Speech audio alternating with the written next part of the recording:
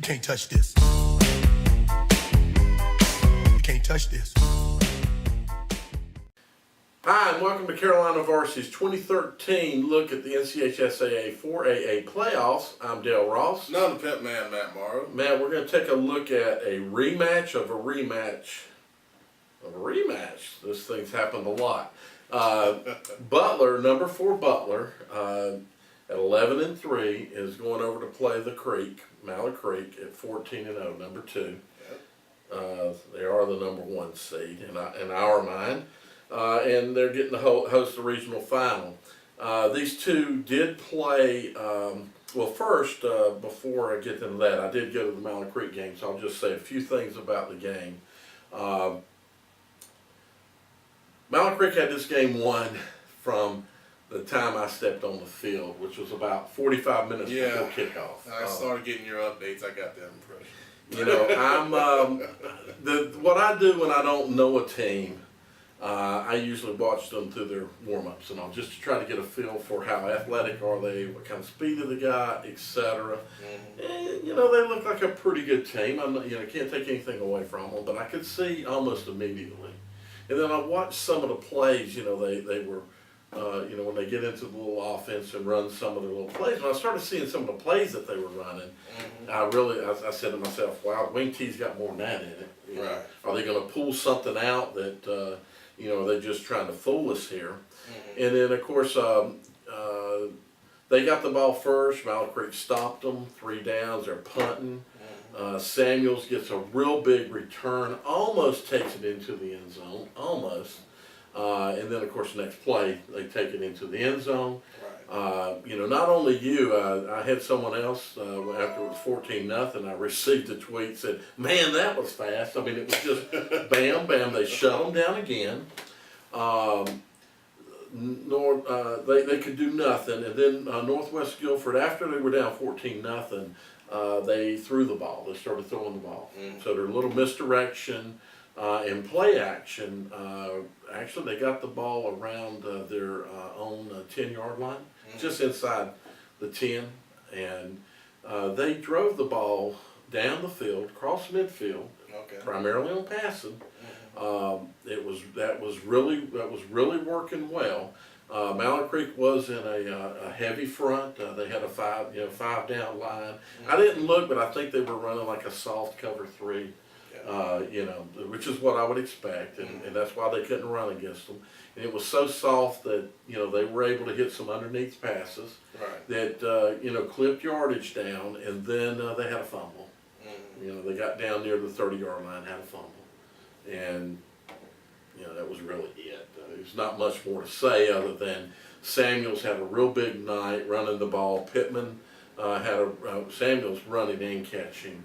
Pittman had a big night. It was just all around a very well-balanced performance, I thought, for Mallard Creek. First time I got to see the new quarterbacks in action. Mobile, can throw the ball, run the ball. I don't think they're hurting the quarterback. I think their quarterback situation is just fine. You know, the senior, I don't know if he managed things a little bit better, you know, as far as the team and everything was concerned, but I didn't see any drop off at all. This is the most somebody posted on the board, cohesive. This is very much I think Mallard Creek's best team. You know, Mallard Creek's had better teams as far as athletes were concerned, better players, but they've not had a better team. This team is really together. It's, I'd say the only thing that disappointed me was the way that they entered the field.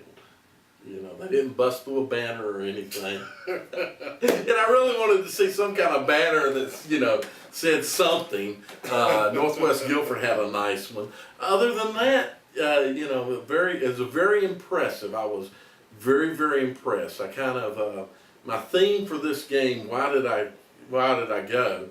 I'm sitting there snapping pictures, and one of the coaches leans over to me and says, thought you were going to Greensboro. And I told him, I said, if you've got a child or a grandchild, as I do, you've heard of Doc McStuffins. You ever heard of Doc McStuffins? No. Okay, something on Disney No Channel. idea. But her mother's a doctor, and so she plays a doctor, and she's got a little thing. It's time for your checkup, and I told him, I said, I hadn't seen you guys in a while, so this was really a checkup. And let me tell you something, this is an impressive team. So very nice win. I think it was a very solid win. It's as good a third-round win as I've seen any team, have.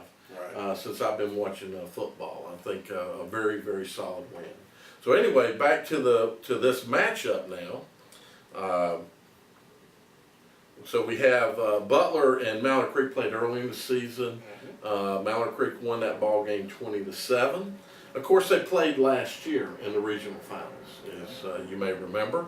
And that game was played at Memorial Stadium.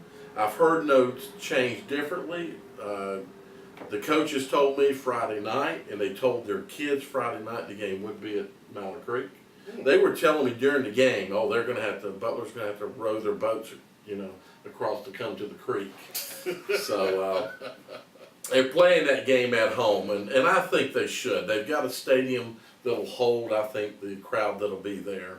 It's a big enough stadium.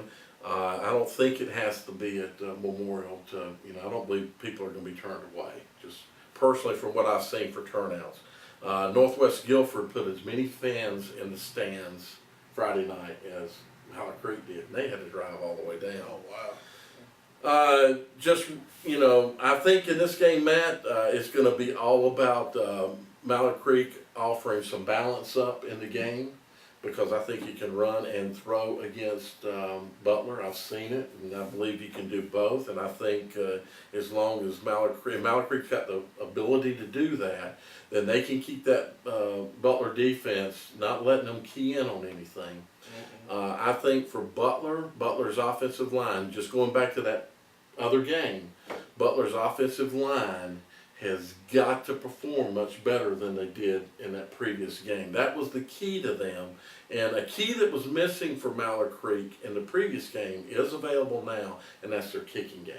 So their kicker, who is has an offer to Middle Tennessee State, I was told. The kid hadn't been able to punt much or kick much, but he's been able to kick off. They have had lots of kickoffs, but anyway, they will have that element available. So excellent.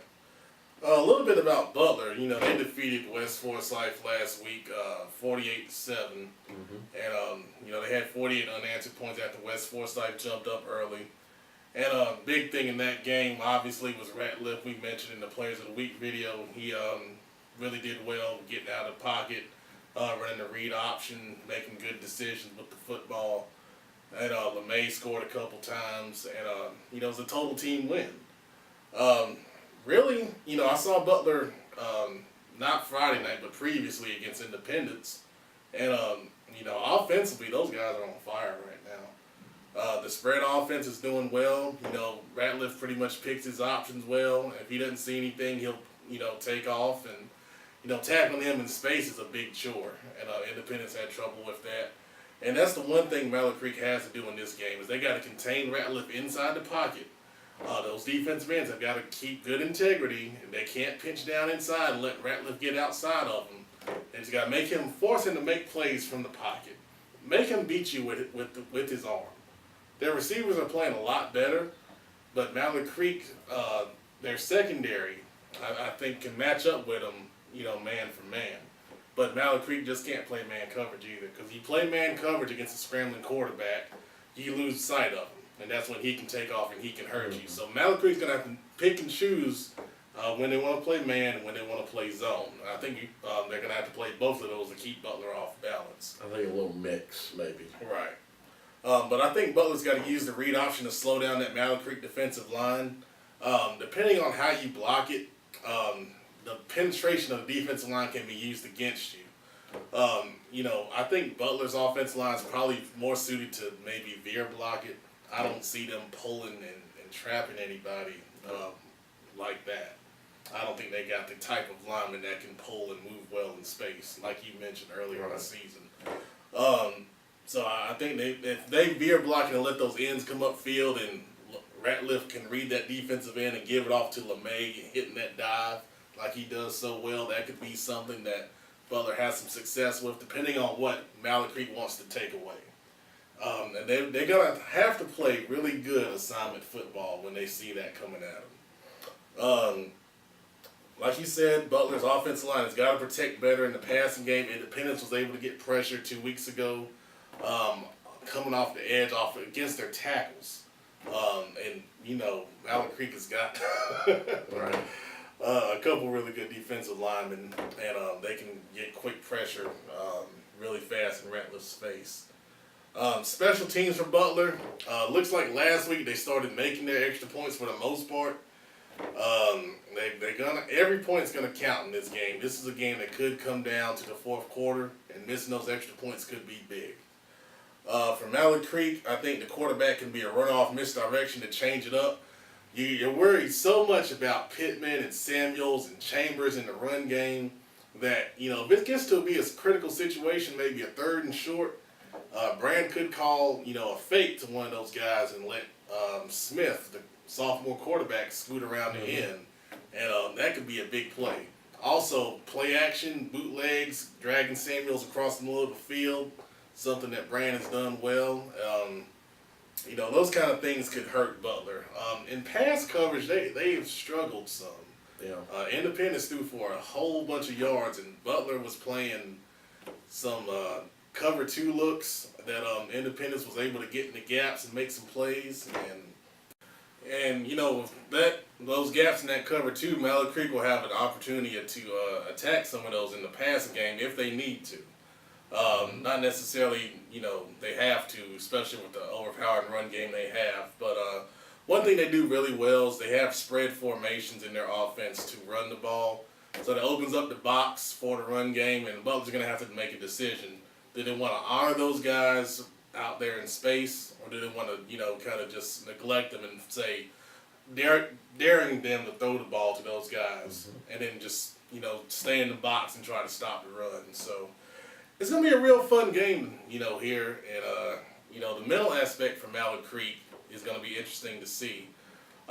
Can they get, past this, finally get to a state title, or are they going to be, kind of caught up in the moment? And one of the things we said off camera was, this is a different group than those groups in the past that have kind of, I guess not really choked, but, not performed up to expectations in the, later rounds of the playoffs.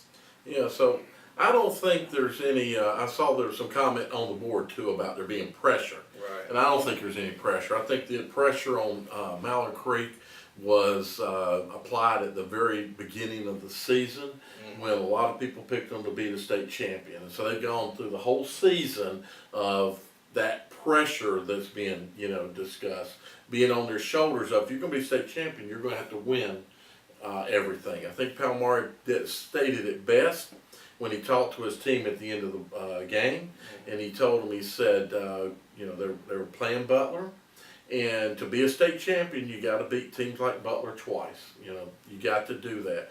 I don't think there's any pressure of this is the 4th round. They've been in the 4th round. They've been in the 4th round the last 2 years. They've been in the 4th round more than Butler has over the last 3 years, one time more.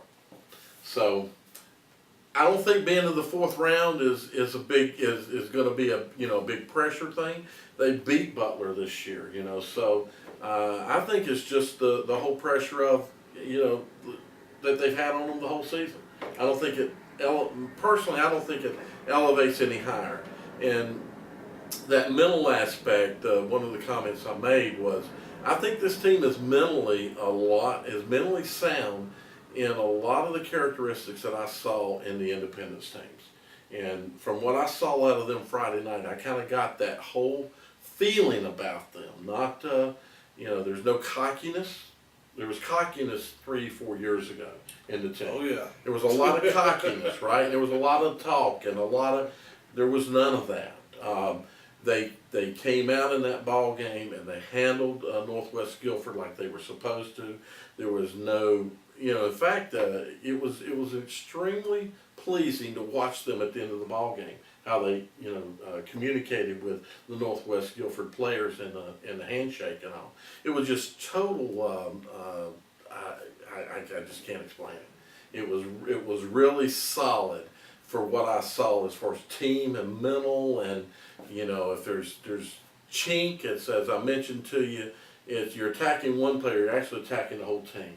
It's not an individual that can fall down. He's got a great support cast of people that are there for him. So if pressure gets to you guys, something's wrong, because I think your pressure's already been there that you should be undefeated at this point, and you should be undefeated going into the state championship. So your pressure's not elevated. So you're picking Mallard Creek? I